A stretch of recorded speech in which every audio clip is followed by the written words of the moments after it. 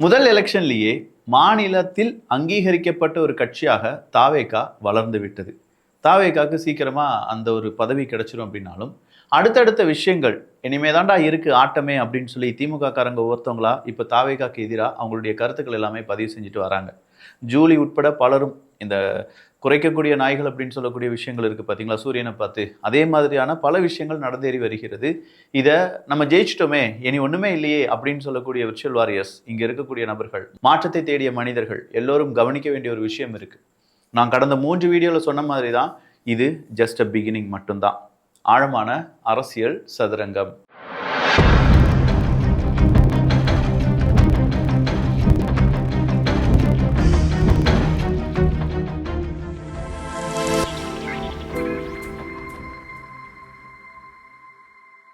இப்போ வந்த இவன் எப்படிப்பா ஓட்டை எடுப்பான், இவருக்கு ஒன்றுமே இல்லையே, இவருக்கு எக்ஸ்பீரியன்ஸே இல்லையே அப்படிலாம் சொல்லிட்டு இருந்தாங்கல்ல.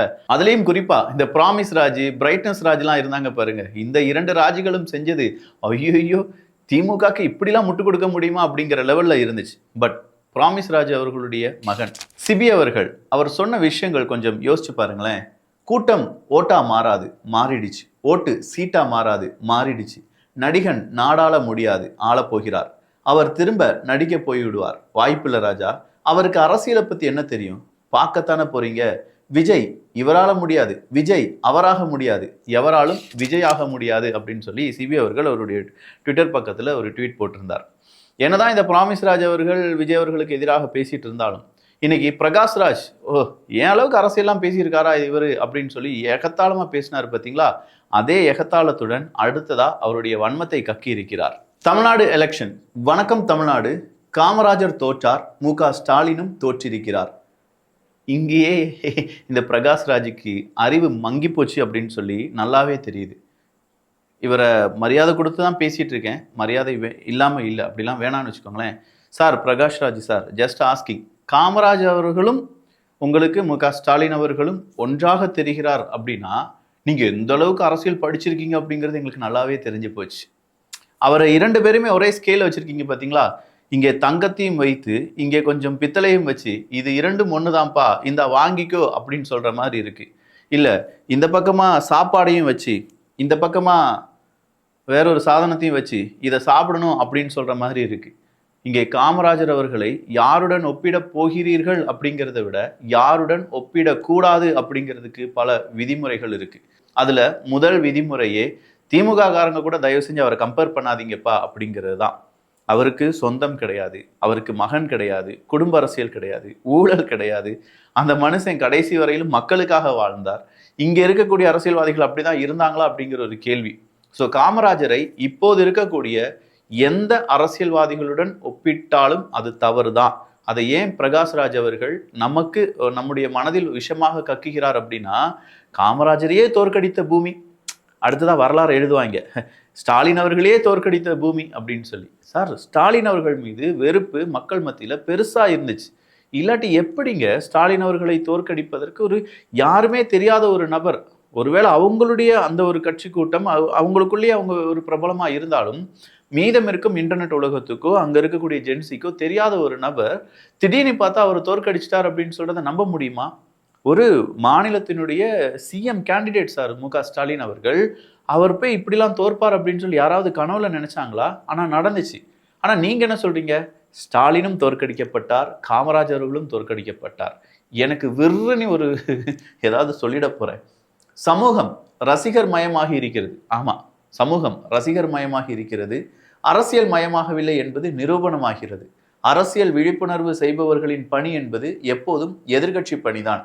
தொடர்ந்து பயணிப்போம், வெற்றி பெற்றவர்களின் மக்கள் பணி சிறக்க வாழ்த்துக்கள் அப்படின்னு சொல்லியிருக்கார். ஸோ அரசியலை சொல்லிக் கொடுக்கக்கூடிய நபர்கள் செய்ய வேண்டியது எப்போதுமே எதிர்கட்சி பணி தான். அதாவது நாங்கள் தோத்துட்டோம், ஆனால் நாங்கள் எதிர்கட்சி பணியை செய்ய போகிறோம். சரி சார், அதை செய்யுங்க, அதுதான் வேணும், அப்படி ஒரு அரசியல் தான் வேணும். அதை விட்டுட்டு காமராஜரும் தோற்றார், எங்காலும் தோற்றார் அப்படின்னு சொல்லும்போது இங்க இருக்கக்கூடிய மக்கள் நாங்கள் கீழையும் துப்புவோம், முடிஞ்சா மூஞ்சிலையும் துப்புவோம் அப்படின்னு சொல்லி எங்கேயும் எதுவும் செஞ்சிடாம பார்த்துக்கோங்க. அடுத்ததா காங்கிரசினுடைய பிரவீன் சக்கரவர்த்தி அவர்கள் என்ன தெரியுமா சொல்லியிருக்காரு? தாவேகாவினுடன் கூட்டணி வைக்காதது காங்கிரஸ் கட்சி 50 ஆண்டுகளுக்கு ஒரு முறை வரும் பொன்னான வாய்ப்பை தவறவிட்ட சந்தர்ப்பம். விஜய் வெற்றி பெற்று எம்ஜிஆர் பெற்ற வெற்றியை விட பெரியது. விஜயனுடைய வெற்றி எம்ஜிஆர் அவர்களுடைய வெற்றியை விட பெரியது. 35 கட்சிகளை தனி ஒருவராக விஜய் தோற்கடித்துள்ளார் அப்படின்னு சொல்லியிருக்கார். கணக்குப்படி பார்க்க போனா 35 கட்சிகள், அவங்களே ஒரு 28, இவங்க ஒரு 7, டோட்டலா ஒரு 35 கட்சிகளை தனி ஒரு நபராக தனி கட்சியாக தாவேகா வெற்றி கண்டிருக்கிறது. இப்படி ஒரு விஷயத்த அதிமுக நினைச்சா செய்ய முடியுமா? இப்படி ஒரு விஷயத்த திமுக கூட்டணியே இல்லாம நான் நிக்க போறேன்டா, வாங்கடா பார்க்கலாம், வேங்கம்மா ஒத்தையில நிக்கிறேன் அப்படின்னு சொல்லி யாராவது சொல்லுவாங்களா? வாய்ப்பே கிடையாது ராஜாக்களா, இதுக்கெல்லாம் வாய்ப்பே கிடையாது. இந்த மாதிரி ஒரு வெற்றியை 1967க்கு பிறகு பதிவு செய்திருக்கிறார் விஜய் அப்படின்னு சொல்லும் போதே அவருடைய அந்த ஒரு மக்கள் கொண்டாடக்கூடிய நிலைமை, மக்களுக்கு தேவையான மாற்றம், இது எல்லாத்தையுமே சமகாலத்தில் என்ன வேணுமோ அதை விஜய் அவர்கள் கொடுத்திருக்கிறார் அப்படிங்கிறது தான். இதை தாண்டி அவர் அரசியல்வாதியாக சிஎம்மாக என்ன செய்ய போகிறார் அப்படிங்கிறத பொறுத்திருந்து பார்க்கலாம். ஆனா அதுக்கு முன்னாடி அவர் வாங்கின வாக்குகள் அப்படின்னு ஒண்ணு இருக்கு பாத்தீங்களா? இது 10 அந்த நிலவரப்படி தாவேகா 1,72,00,000 வாக்குகளை பெற்றிருந்தது. அதாவது கிட்டத்தட்ட 34% வாக்குகளை பெற்றிருக்கிறார்கள். திமுக பொறுத்த வரைக்கும் 1,19,00,000, அதாவது 24%. ஏடிஎம்கேவை பொறுத்த வரைக்கும் 1,04,00,000 வாக்குகள், அதாவது 21.23%. நாம் தமிழர் கட்சியை பொறுத்த வரைக்கும் 19 லட்சம் வாக்குகள், அதாவது 4%. இங்க நாம் தமிழர் கட்சியினுடைய அந்த ஒரு தோல்வி 4% தான் அப்படின்னு சொல்லும் போதே, நான் போனதுல இருந்து சொல்லிட்டு இருக்கேன், சில நபர்கள் செய்யக்கூடிய தவறுகளால் நாம் தமிழர் கட்சியினுடைய வாக்கு வங்கி அடிபட்டிருக்கு. 7-8% வந்தவங்க இப்ப 4% மாறி இருக்காங்க. இது பெரிய ஒரு தோல்விதான். அந்த அளவுக்கு அவங்களுக்கு வாக்குகள் சிதறி இருக்கிறது அப்படின்னு சொல்லி. சரி, எப்படி விஜய் வந்தா கண்டிப்பா அதிமுக திமுகவினுடைய ஓட்டுகள் பிரியும் அப்படின்னு சொன்னோம் பாத்தீங்களா? ஆனா ரொம்ப பெரிய அளவுல பாதிப்பு ஏற்பட்டு இருக்கக்கூடியது யாருக்கெல்லாம் அப்படின்னு கேட்டீங்கன்னா, காங்கிரஸுக்கு பெரிய பாதிப்பு ஏற்பட்டிருக்கிறது, விசிகாக்கு பெரிய பாதிப்பு, பாஜகவுக்கும் பெரிய பாதிப்பு.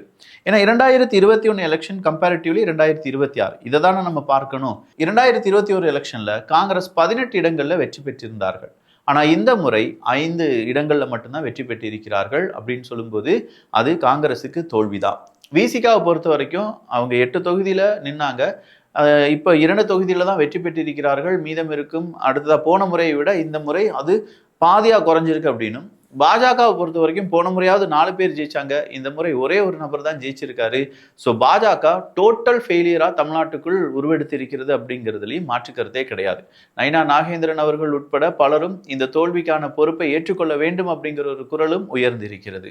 இனிமே விஜய் அவர்களை இங்க பெருசா, அதாவது மாரி செல்வராஜ், இந்த மாதிரி இந்த பிரகாஷ்ராஜ், அடுத்தா சத்யராஜ் வருவாரு, இவங்கெல்லாம் என்ன தெரியுமா சொல்லுவாங்க? சாதி வெறியன்கள், மத வெறியன்கள், RSS கைக்கூலி, ஜேம்ஸ் வசந்தன் மாதிரியான நபர்கள், திண்டுக்கல் லியோனி மாதிரியான நபர்கள், இவங்கெல்லாம் இனிமேல் விமர்சனம் பண்ணுவாங்க. இதை விட அடிமட்டமா இருக்கக்கூடிய சில யூடியூபர்ஸ், அவங்களுடைய பெயர் எல்லாமே சீக்கிரமா ஒவ்வொருத்தவங்களா வெளியில வருவாங்க, வந்து வீடியோலாம் போடுவாங்க. அந்த நேரம் அவங்களையும் வச்சு செய்வதற்கு நம்ம தயாராக தான் இருக்க வேண்டும். ஸோ அந்த மாதிரியான நபர்கள் அடுத்ததா இவரை ஏதாவது குறை சொல்ல வேண்டும் என்றால் ஒரு விஷயத்தை நினைவு கூர்ந்து கொள்ளுங்கள். தமிழக வெற்றிக் கழகம் இந்தா பொது தொகுதி அப்படின்னு சொல்லி இங்க இருக்கக்கூடிய பட்டியலின மக்களுக்கும் அங்க இருக்கக்கூடிய கேண்டிடேட்டாய் உருவாக்கி அவங்கள பட்டியலின மக்களாக இருந்தாலுமே பொது தொகுதியில நிப்பாட்டி அவங்கள வெற்றி பெற வைத்திருக்கிறார்கள் அப்படிங்கிற ஒரு செய்தியை இங்க எத்தனை ஊடகங்கள் சொன்னார்கள் அப்படிங்கிறது எனக்கு தெரியாது. 70க்கும் அதிகமான தலித் பிரதிநிதித்துவம் இங்கே பார்க்கப்பட்டது என்பதும் குறிப்பிடத்தக்கது. 26 பொது தொகுதியில தலித் வேட்பாளர்கள் ஜெயிச்சிருக்காங்க அப்படிங்கிறது பெரிய ஒரு மாற்றம் தான். இதை ரஞ்சித் அவர்கள் ரொம்ப தெளிவா அவருடைய ட்வீட்ல வாழ்த்துக்கள்ல சொல்லியிருந்தார். மாரி செல்வராஜ் அவர்கள் சொன்னதுக்கு நேர் எதிரா, சார் இங்க ஜாதியை பார்க்காம மதத்தை பார்க்காம காசு கொடுத்தா ஜெயிச்சிடலாம் அப்படின்னு சொல்லக்கூடிய ஒரு கட்டமைப்பில் இருந்த அரசியலில் பெரும் மாற்றத்தை விஜய் அவர்கள் ஏற்படுத்தி இருக்கிறார்கள். இந்த மாற்றம் அடுத்த கட்டமாக உயர வேண்டும், மக்கள் பணி சிறக்கட்டும் அப்படிங்கிற லெவல்ல அவருடைய வாழ்த்துக்களும் அவருடைய மெசேஜும் இருந்துச்சு. இதுதான் மாற்றம். ஜாதியை பார்க்காம மதத்தை பார்க்காம யார் என்ன பார்க்காம நல்லது செய்வாங்களா, செய்யறதுக்கான வாய்ப்புகள் இருக்கா, போன தடவை விட இந்த தடவை மக்களுக்கு நல்லது செய்யறதுக்கான வாய்ப்புகள் இருக்கு என்றால் மக்கள் ஓட்டு போடுவாங்க, மக்களுடன் மக்களாக இருக்கக்கூடிய நபர்களை மக்கள் கைவிட மாட்டார்கள் அப்படிங்கிறத இப்போது இந்த தேர்தல் உறுதியாக நமக்கு காண்பித்திருக்கிறது. ஸோ வரும் காலங்களில் தாவேகா பற்றியான செய்திகளும் அதை சார்ந்து இருக்கக்கூடிய பல அரசியல் விமர்சகங்களும் இங்கே வரவேற்கப்படுகின்றன. இங்கே என்ன நடந்தாலும் விமர்சிக்கப்படும். நல்லது நடந்தால் திமுக சொல்றதை விட கூடுதலா எல்லாருக்கும் போய் ரீச் ஆகிற மாதிரி நிறைய விஷயங்கள் நம்ம சொல்லிக் கொடுக்க வேண்டியதாக இருக்கிறது. ஸோ பார்க்கலாம், உங்களுடைய சப்போர்ட் இதே மாதிரி தொடரும் அப்படின்னு சொல்லி நான் நம்புறேன். விக்கி ஹாப்பி என்னாச்சு, நீங்க எப்படி இருக்கீங்க? நல்லதை பகிர்ந்து நல்ல சமுதாயத்தை உருவாக்குவோம். நன்றி, வணக்கம்.